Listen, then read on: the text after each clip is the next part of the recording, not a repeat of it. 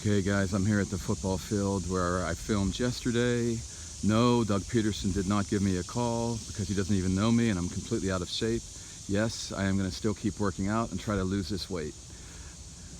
I come here, this is Bryn Mawr College practice field, and it's just a beautiful sight I like to come to. I do my workouts here, I'll do some meditation, but let's get on these balls now. Sorry this was so late, I had to really make sure there was no new information, and there actually wasn't, so here we go.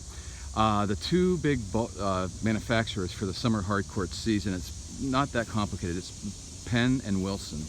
And Penn is a harder, heavier type of rubber than Wilson. But Wilson's is pretty heavy too. They're both hard court type of balls. A Dunlop ball, for instance, which is more of a natural court ball, and I know they can use it for a hard court and they're trying it at the Australian Open, but that tends to be a lighter, softer type of rubber, which doesn't get beat up as bad, and it works really well for many reasons on the natural surfaces. And just, you know, here in this field here, these are balls played by with some dogs that come out here, and this one ball is absolutely hard as a rock and heavy as heck, and it's just a real hard, heavy rubber. This one's a real soft, light rubber, and there's hardly any air compression. It makes a noise when you squeeze it. It has some felt on the outside. So there's all kinds of ways to make balls. These companies can do this. There are parameters, and you can go to the ITF site and see the parameters for professional balls, but I can just tell you that those parameters don't look like much, but they are. For a professional tennis player, the low end of that air compression, or the high end, or the low end of the size, or the high end makes a difference, a real difference. Now, I can just say Penn was a company that started around 1910, and they were the first really true American ball that was used, you know, especially because America's kind of known for, I mean, everybody was using grass, that was the original tennis, or some clay in the European areas, but in America, because of a lot of reasons, some of it's just economic, to be honest, but it was a lot of starting up with the concrete, the asphalt, and then around the 50s, 60s, they started in with the acrylic on top of it. And you needed a different type of, I mean, the balls had to be a little bit sturdier to handle these hard court, you know, the beating that it takes from the concrete or the asphalt. So that was, you know, Penn was good at that. They had a real heavy, strong rubber that could take the beating. Then around the 70s, they started making all kinds of improvements in the technology, like everyone, in rackets and balls and everything. And Wilson came along. Wilson was already around, but they started doing the balls, making tennis balls around the 70s.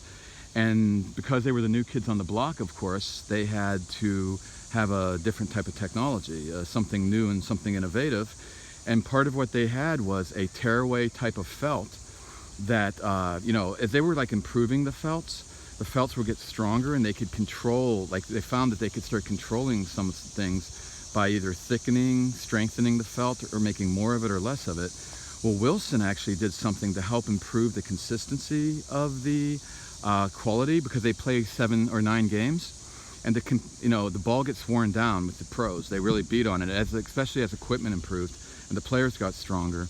So to keep consistency, like in other words, if a ball gets felted, if it's getting, the felt is starting to get, you know, fluffed up with action on the tennis court, especially when they started using acrylic with sanding in it, and the sand actually sort of like tore up into the felt and fluffed it up. Well, with a Penn felt, it doesn't tear away as much, and it's really a hard, heavy felt, so that would the ball becomes, you know, really heavy, and especially too as the rubber takes a beating and the air compression starts to lower. So Wilson found a way of, look, we have this tearaway felt, so the ball would actually sort of, from a felt standpoint, get faster, but really if the rubber is kind of getting beat up and the air compression is coming out some, then it maybe is maintaining its same quality. So the idea there is to have a consistent quality of playing with the ball throughout 9 games for the pro. It's always about that. Everything about the surface, about the ball, is that they're trying to do, and in the end of the day, is make a fair playing situation and consistency. It's all about consistency in all the different climates and all the different weather they go around all over the globe. That's why they have to make all these different balls and surfaces. That has a lot to do with climate. So anyway, so for a while there, I mean, Wilson became the real ball of the US Open, And in the beginning, it was a smaller type ball, and it's gotten bigger over the years, and I've detailed that on other videos. It's the biggest it's ever been now. Last year was the slowest ball they ever used, the biggest one, and probably the heaviest felted one, from what I've learned from my sources. That's why it was slow. Still, it is not the type of felt you get with Penn. It tears away, and the extra duties, like I said, stronger for the men, but it still tears away. You could see that even with the Australian Wilson ball, the old Wilson Australian Open ball. That felt teared away. If you see a Penn ball and you slow motion it, like at the tournament in Indian Wells, where they play on a really heavily sanded hard court, that felt fluffs up, and it doesn't really tear away that much, and the ball looks really big and heavy and fluffy, which is actually good for in the dry weather in the desert there. So Penn has a little bit heavier rubber and a stronger felt, and that was the Penn ATP ball. So that ball is just simply too heavy and hard for the women to use. They'll hurt their arms, their elbows, the whole thing. So that's why they, you know, ended up with, you know, using the Penn Championship. Now the Penn Championship ball is a whole nother thing to talk about. The championship balls in general was started by Dunlop, but they were made for amateurs. It's a cheaper version of their ball, a lighter rubber, and almost like not zero felt, I mean obviously, but a lighter felt. So it's just made for an amateur. And also amateurs don't break balls as much, they don't hit it as hard. So they felt like, hey, let's save some money and make a lighter ball, so better for the arms of the amateur, their bodies, and it's cheaper, and we don't have to worry about it. Well, Dunlop went so far on the cheap side of it that the balls were breaking even for the amateurs, and a lot of amateurs were getting upset, and they decided that Dunlop technology stinks. So now when people hear about Dunlop balls, and Dunlop, by the way, bought Slazenger, so they make the Wimbledon ball, and then they have great technology. That Wimbledon ball is unbelievable. It was ahead of its time. That's a big part of the reason Wimbledon's now a slower, more high bouncing type of tournament than it used to be. A lot of it's the ball. But so Dunlop puts their expertise into the pro stuff, but not so much the amateur. That's why the amateurs all think the balls stink. Wilson Championship, and it's not just that Dunlop, I'm making it sound worse than it is. Dunlop's not doing it on purpose. By the way, this is a beautiful tree right here. Sometimes I meditate under. Anyway, Dunlop, you know, also has a softer, lighter type of rubber, so that goes into it. On a hard court too, it can really break up, you know. Now the one they used at Australia this year, that's a whole nother story for another day.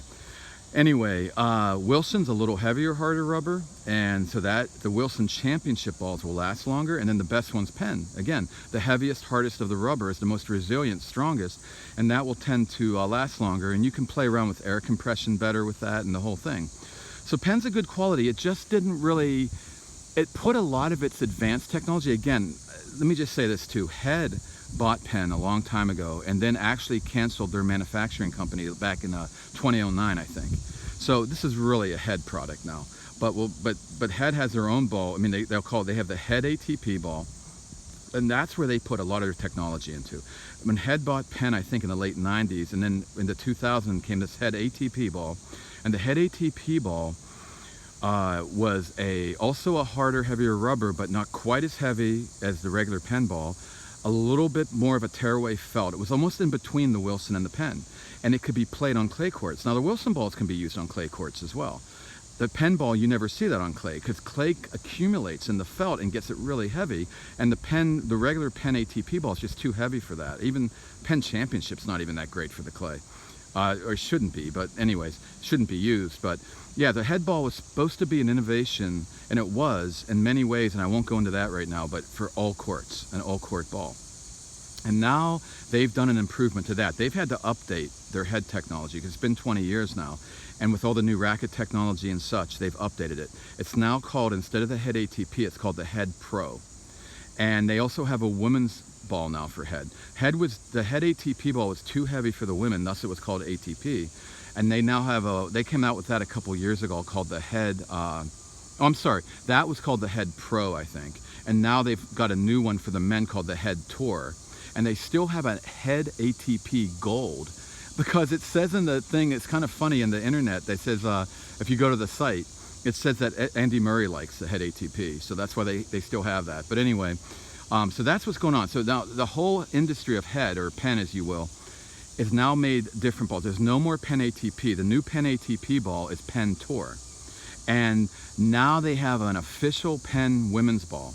called the Penn Tour Regular Duty felt. So there's a Penn Tour Regular Duty and a Penn Tour Extra Duty. And this felt, from what I've learned, is supposed to tear a little bit now better, like the Wilson. It's supposed to be sort of like in line with the Wilson ball.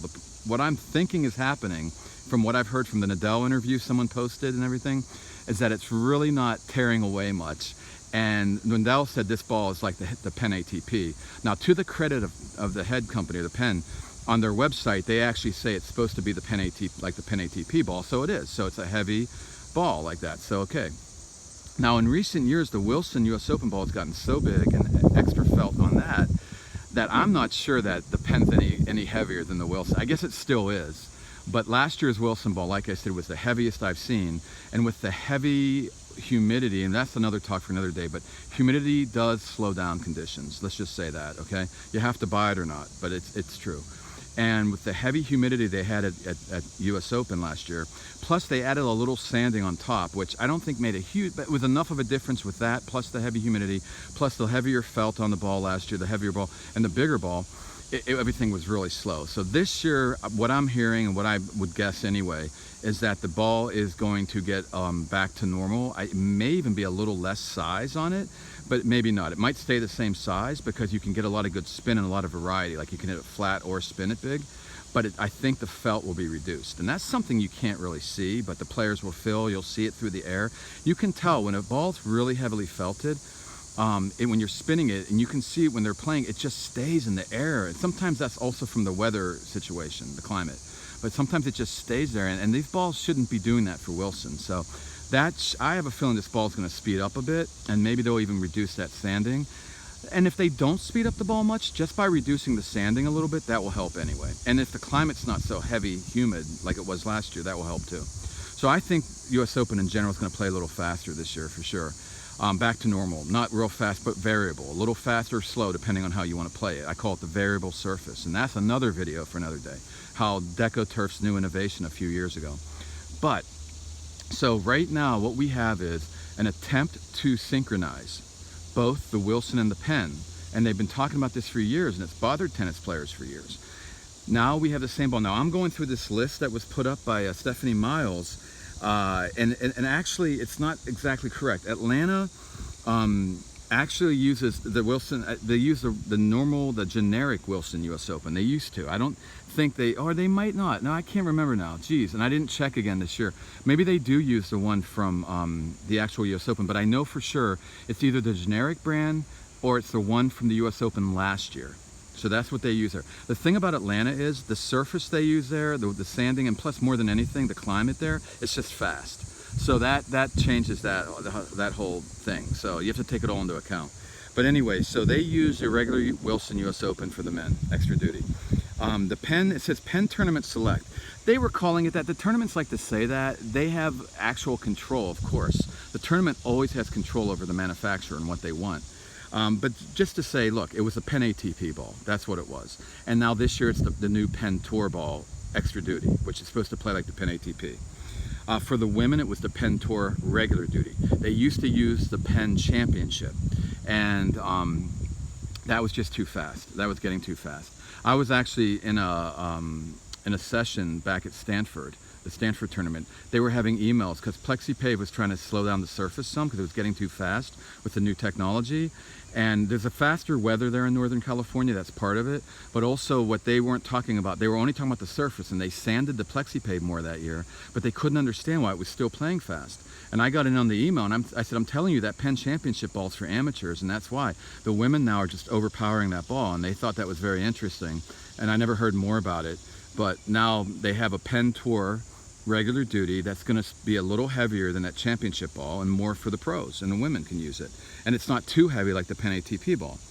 And then with Montreal, and in the Montreal-Toronto situation in Canada is very interesting. I mean, they are in two different spots.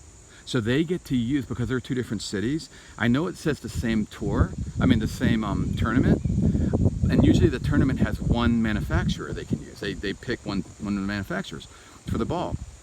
Well, in the Canada tournament, the women side always use the Wilson US Open regular duty, and that was a nicer ball and a more of a pro ball instead of the Penn Championship. And the men used the Penn ATP.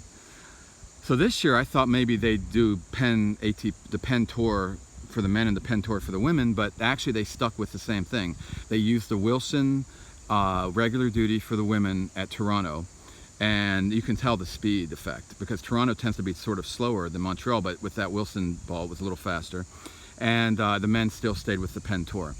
And then in Cincinnati, it says here Penn Extra Duty. And then the women, I don't know what's going on with it. Cincinnati's basically doing the same thing, Penn Tour. It's all Penn Tour now.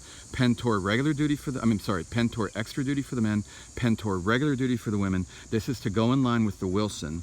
And then Winston-Salem's going to be the Wilson US Open extra duty. And then the Bronx, the new tournament in the Bronx will most likely be, they used to use the Wilson US Open regular duty for the women before at the New Haven. They'll probably do the same thing at Bronx. So it's not a lot of switching. It's just back and forth between Penn and Wilson. And the Penn was different, but I think they're trying to align more with the Wilson. I think the Penn ATP is a little heavier, and the Penn Tour, the new one, is probably about the same as the Penn ATP and maybe a little heavier, but not much more now than I think it's very similar now. That Wilson ball was not that light last year. And the other thing is, the one difference though, the Penn Tour ball is going to be heavier than the Penn Championship, that's for sure. But I think it will go more in line with the Wilson regular duty. So overall, I mean, we're going to have, good quality. And one little side note, I've been trying to figure this out for years, and I think in the tournaments, the lead-up tournaments, they experiment with what's going to be the new balls at the major. They do this in Australia, I think, and I think they might do it in the US Open, but I've never gotten confirmation. So I think the Wilson balls they will use at Winston-Salem and the Bronx tournament this year are going to be a prelude to what's going to be used at the US Open. And I always wonder if they have a couple different tweaks that they can, if they think it's too fast or too slow, too bouncy, whatever, they can use the other tweak, the other version. But I don't have any confirmation. It's just that's a speculation on my part. I'm not sure, but I've always wondered it because it's been weird because I've noticed like whatever the ball played like, when I'll go back, like after the US Open's over, I'll go back and look at some of the stuff from the two tournaments right before, the men and the women, the lead up week, and it looks very similar. And I'll go back and look at like a Wilson US Open being used in Toronto or in Atlanta or something, and it looks different. But again, that's just by my eyes and stuff, so I'm not really sure about that, but it's just a neat thought. Okay guys, that's a wrap on that. That's all it's going to be. The big news heading into the US Open, look, they're trying to sink these balls. They're doing a better job. Maybe they'll tweak the Penn ball a little bit more next year, but here's the thing, they tweak these balls all the time. So I'm thinking we're going to see the same kind of Wilson ball this year, which is slow as heck for Wilson, or it might even go a little faster, but if anything, I think the surface will go a little faster. So I think they'll take some of the sanding out of the surface, leave the ball the same, and we'll see a little bit quicker, and the climate will be a little quicker. That's what I think we'll see heading into the US Open.